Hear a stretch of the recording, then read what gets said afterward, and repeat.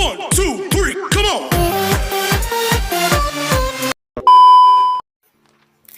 Halo semuanya, apa kabarnya hari ini? Semoga semua dalam keadaan baik-baik saja ya.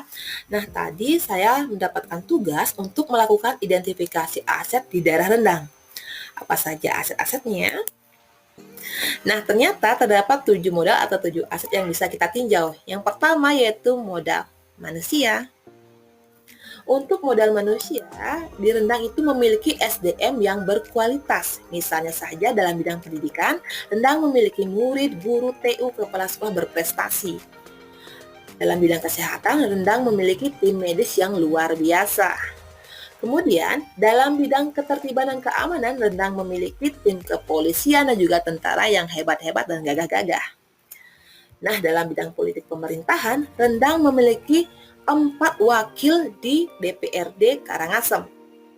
Kemudian dari segi profesi lainnya, Rendang juga memiliki pedagang, petani, peternak, dan profesi umum lainnya. Kemudian yang selanjutnya akan saya bahas yaitu modal sosial. Untuk modal sosial ini, di Rendang memiliki awik-awik atau aturan adat, yang mana aturan adat ini dibuat dari masyarakat Rendang, oleh masyarakat Rendang, dan untuk masyarakat Rendang. Nah, tingkat toleransi di Rendang ini tinggi sekali Bapak Ibu. Ini contohnya di daerah Rendang. Adanya toleransi antara umat beragama Hindu dan juga umat beragama Islam. Di Rendang juga memiliki STT atau Seke Teruna Teruni dan juga Karang Taruna. Nah, Seke Teruna Teruni dan juga Karang Taruna ini anggotanya adalah pemuda-pemudi yang masih aktif. Kemudian, tingkat kepedulian di Rendang tidak bisa diragukan lagi. Ini terbukti jika ada masyarakatnya yang sakit ataupun meninggal, maka warga lain akan memberikan bantuan beras, gula, kopi, ataupun bantuan-bantuan lainnya. Kemudian terkait semangat gotong royongnya, ini tinggi sekali. Ini buktinya ada pada gambar, yaitu di mana murid membantu masyarakat dan juga tim kepolisian dalam melakukan kerja bakti di areal di sana. Nah, di Rendang juga memiliki LSM atau Lembaga Swadaya Masyarakat yang terdiri dari Bakti Negara dan juga Sakba atau Satuan Pelajar dan Mahasiswa Rendang. Baik Bapak Ibu, demikianlah tadi modal manusia dan juga modal sosial yang dapat saya jelaskan. Untuk modal selanjutnya akan dijelaskan oleh rekan saya yaitu Bapak Doni. Silakan Bapak Doni. Oke, terima kasih Bu Darmini. Saya akan lanjutkan teman-teman ya. Terkait dengan modal fisik dan modal lingkungan alam. Oke, yang pertama kita akan melangkah ke modal fisik. Nah, di Kecamatan Rendang itu ada 2 hal ya. Ada 2 hal yaitu bangunan dan infrastruktur. Kita akan melangkah yang pertama. Nah, modal bangunan di Kecamatan Rendang itu yang pertama ada bidang pemerintahan ya. Nah, di bidang pemerintahan itu udah ada bangunan-bangunan kepala desa, kemudian ada juga kantor camat di Kecamatan Rendang. Terus yang kedua, BUMN dan UMKM. Di Kecamatan Rendang sudah ada perbankan ya, baik itu swasta dan BUMN negara, itu BPD, Mandiri, BNI dan sebagainya. Terus kemudian juga ada pom bensin dan usaha-usaha kecil menengah di Kecamatan Rendang. Kemudian di bidang kesehatan, di Kecamatan Rendang sudah berdiri puskesmas dan pustu-pustu di setiap desa. Kemudian di bidang pendidikan itu di Kecamatan Rendang sudah ada 43 sekolah, yaitu 33 sekolah SD, 4 SMP dan 2 SMA SMK. Nah, kemudian di bidang keagamaan dan spiritual itu udah ada pura ya, dan musola serta kelenteng yang ada di desa Nongan.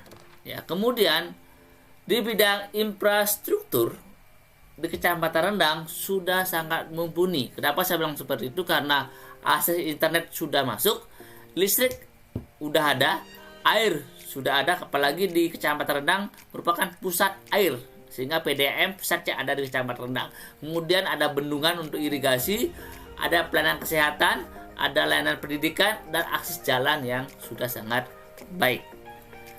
Kemudian modal lingkungan alam. Oke, modal lingkungan alam ini saya bagi menjadi 4 ya. Yang pertama ada lingkungan alam yang sangat sejuk, Kemudian ada pertanian dan perkebunan yang sangat bagus.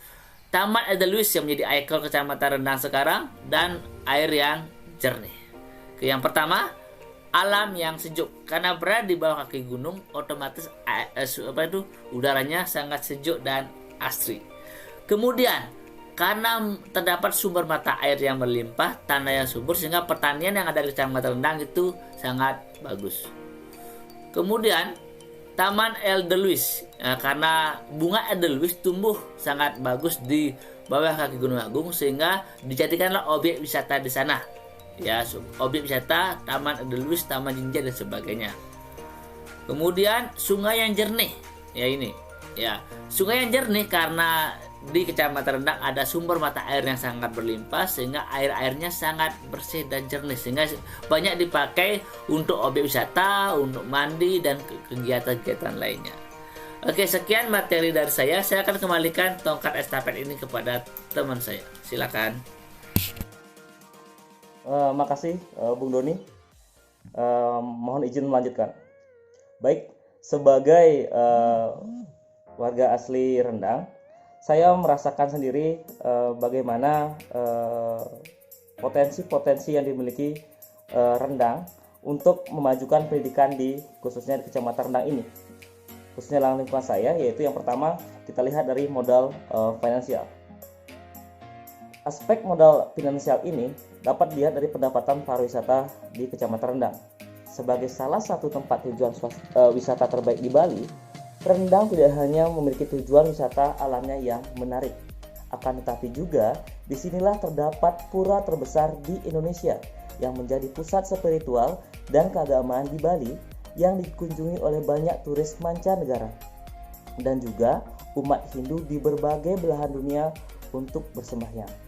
Dan tentu saja akan meningkatkan pendapatan daerah serta pribadi warga di sini, yang salah satunya tentu saja berimbas pula pada peningkatan fasilitas pendukung pendidikan di Rendang.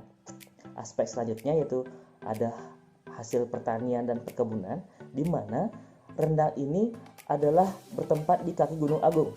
Tidak hanya keindahan alamnya yang indah, tapi juga lahannya yang subur. Tentu saja hasil pertanian dan perkebunan yang melimpah untuk masyarakatnya. Selain tersebut adalah ada peternakan dan juga perdagangan. Dan semua aspek itu merupakan sebuah modal finansial untuk dapat tentu saja meningkatkan modal finansial untuk di pendidikan, yang dimana hal ini berpengaruh pada kesiapan belajar siswa-siswa kami. Ketika mereka memiliki ekonomi yang bagus, tentu saja akan kesiapan belajar mereka juga akan semakin baik. Dan selanjutnya yaitu kami lihat dari modal politik. Dalam modal politik, ya tentu saja di Rendang setelah dilaksanakan adanya demokrasi yang telah berjalan dengan baik dan telah menghasilkan pemimpin serta perwakilan yang mewakili Rendang di daerah, seperti adanya anggota-anggota DPRD yang mewakili Rendang di tingkat kabupaten, dan ditambah juga dengan mereka menempati lembaga-lembaga pemerintahan dinas dan juga lembaga adat. Ini tentu saja sesuatu yang telah telah terkoordinasi dengan baik dari tingkat bawah sampai atas, dan tentu saja dibutuhkan koordinasi dari sekolah kami dengan dinas-dinas dan adat terkait dan juga perwakilan kami untuk memenuhi aspirasi kami untuk menunjang pendidikan. Dan salah satunya waktu ini kami telah dibantu lahan tanah adat untuk mendukung fasilitas sekolah. Selanjutnya modal yang terakhir yaitu modal agama dan budaya. Baik, seperti yang saya bilang tadi, adanya Pura Besakih, yaitu pura terbesar serta bersejarah sebagai pusat keagamaan dan kebudayaan umat Hindu di Bali, membuat Rendang memiliki nilai yang lebih. Pertama, kita lihat dari aspek agama. Tidak saja menjadi pusat spiritual untuk seluruh umat Hindu di Bali, di Indonesia maupun dunia, Pura Besakih juga menjadi tempat wisata, tujuan wisata, serta tempat perdagangan barang dan jasa yang dilakukan oleh orang-orang dari berbagai agama, ras, suku, yang membuat Rendang terbiasa dengan nilai-nilai keberagaman yang luar biasa. Dan tentu saja toleransi, kebinekaan pasti sudah terkandung di dalamnya. Selain itu, yang budaya unik yang ada di Rendang pula ada, yaitu budaya metulung atau ngayah, di mana anak-anak kami, siswa kami diperkenalkan dengan budaya gotong royong, kerjasama untuk mengerjakan sesuatu secara bersama-sama. Jadi itu akan membangun jiwa-jiwa gotong royong sejak dini terhadap generasi muda kami. Mungkin itu saja yang dapat kami sampaikan. Sekian dan terima kasih.